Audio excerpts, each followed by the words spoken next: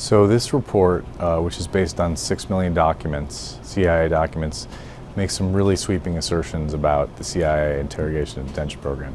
It says that the treatment of al-Qaeda detainees was far more brutal than universally understood, than the CIA has described. And it says that it describes what most people would consider to be torture. And it says that the torture didn't work, that it didn't produce unique life-saving intelligence that stopped terrorist plots.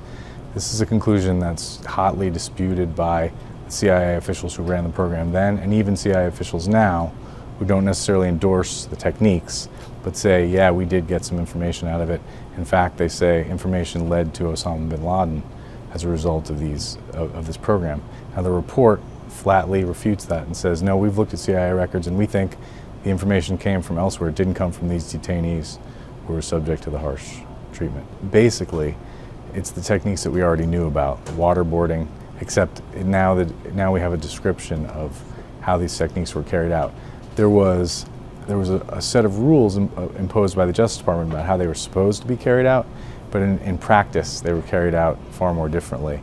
For example, waterboarding, a cloth is supposed to be held over the detainee, it's supposed to be very regimented, but in fact in 2 cases they were just gushing water onto the detainee, and people who witnessed it called it near drowning, and the detainee was vomiting and choking, and so there was a physical impact from it.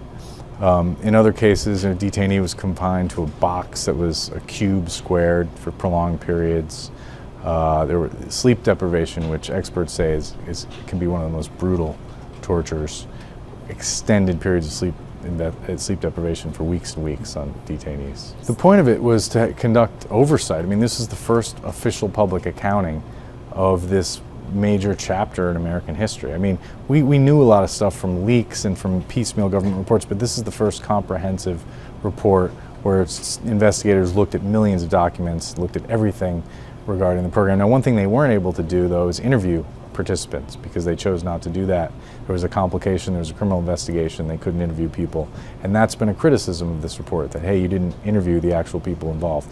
But they did have transcripts of interviews that were done by other CIA investigators, and they had millions, they had emails and chats and cables and things to draw on.